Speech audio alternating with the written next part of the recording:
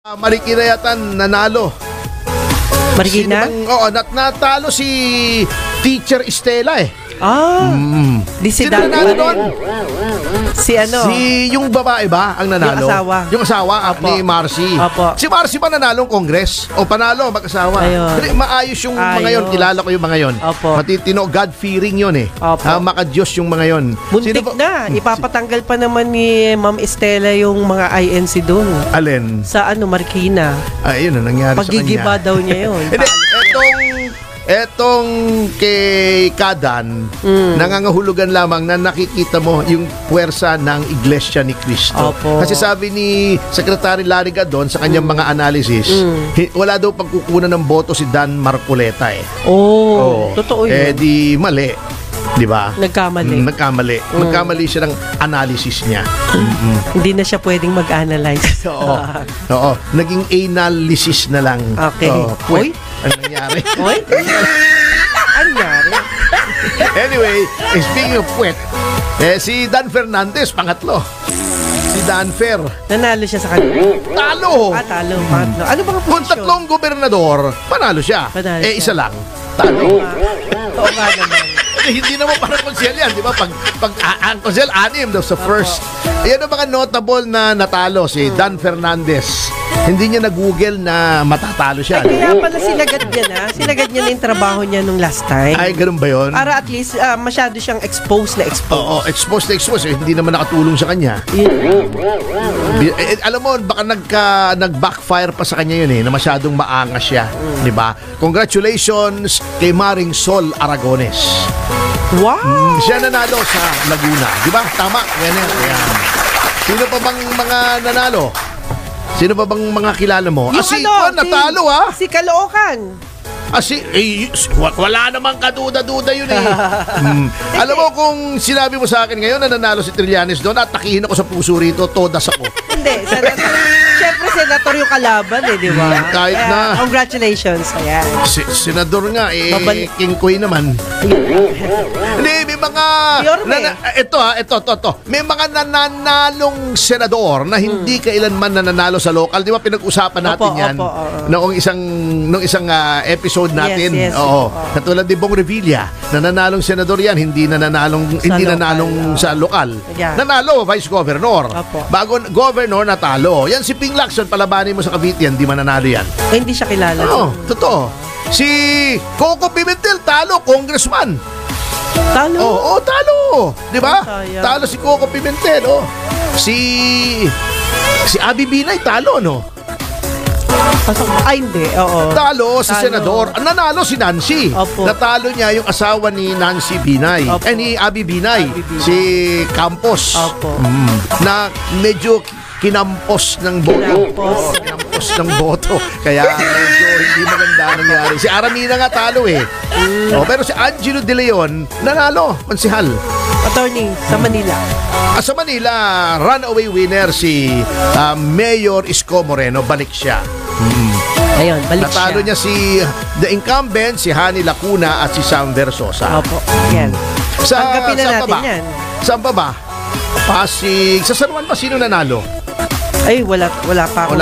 Balita, mamaya tingnan natin yan. Pero anyway, mga kababayan, ang panawagan lamang namin dito ay tapos na po ang eleksyon. Dapat sa atin ang politika ay isang araw. Dapat tapos na. Wala na tayong pag-aawayan dito. Let's forge together as one. Wala na sana. Oo, sana. Kiusap din ako dun sa mga congressman, senador, kung sino man yung mga kaaway ninyo. Tigilan nyo na yan. Magtrabaho na po kayo kasi ang dami nyo na rin tinapong pera. Ayan. Fresh start. Yes. Speaking of tinapong pera, siguro under the new Constitution, hindi Constitution natin yung Constitution, ibig sabihin yung ano bang Constitution sa Tagalog? Constitution? Hindi. Kastila yun Ibig sabihin yung membership, yung people who constitute the Senate, ay matapos na yung bagong Senate building, nakatiwangwang dun sa BGC. Minsan nadadaanan ko, nanghihinayin ako, napakagandang building, nakita ko yung architecture sa labas, ang ganda. Dalawa siya, di ba? Bago, ewan ko kung gawa na yung tulay, hindi ko masyadong makita, medyo madilim nung dumaan ako, walang ilaw eh. Yes. Pero mukhang walang gumagawa eh. Hindi, may gagamitin na yan. Hindi pa tapos, paano mo gagamitin yun? Hindi, wala pang finishing yun. Wala pa ba? Oo, hindi pa, malayo pa yung building na yun. At saka mukhang walang gumagawa. May nakikita ka bang gumagawa, Wenner? Wala, no?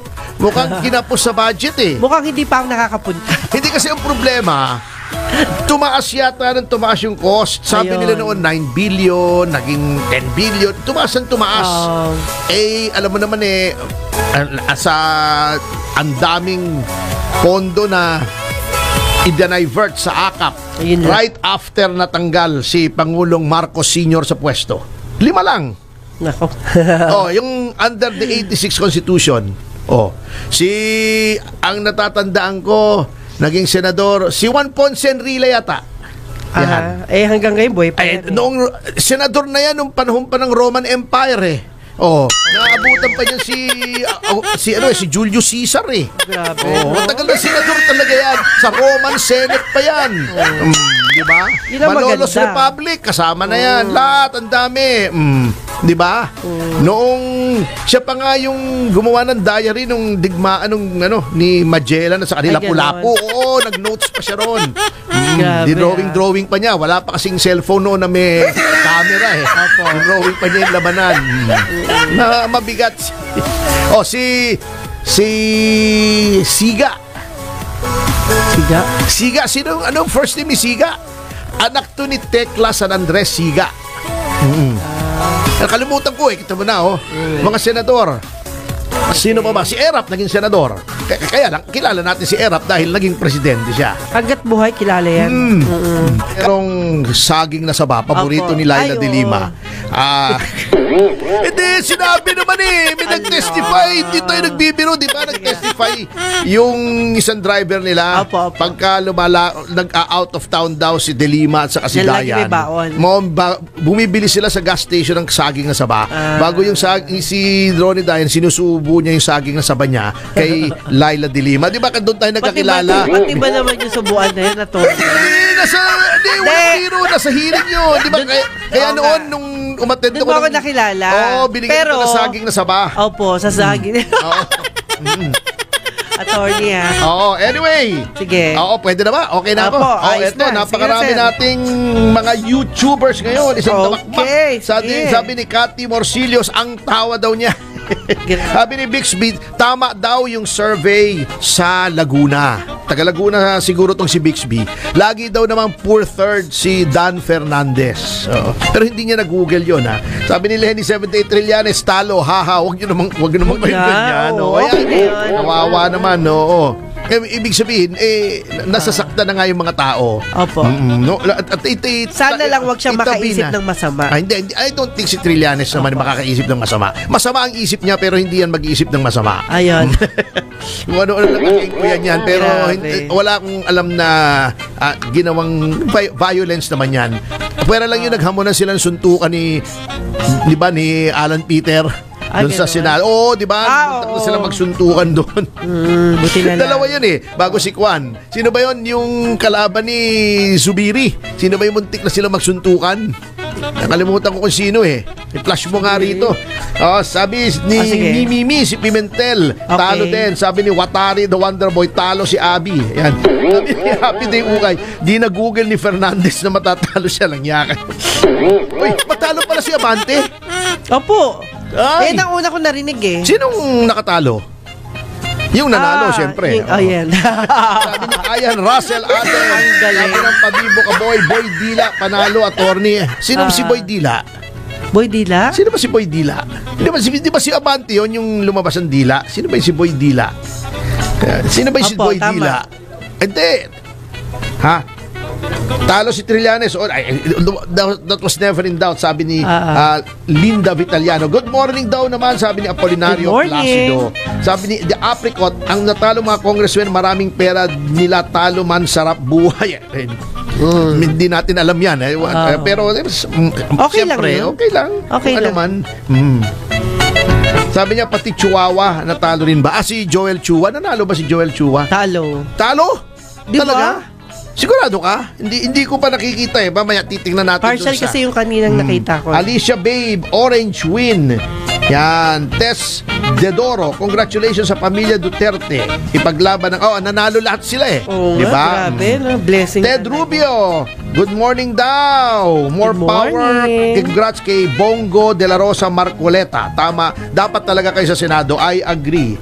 Vince Manukay, good afternoon. Baka afternoon, baka nagla-livestream siya. Iba yung time Ayun. zone. Good afternoon.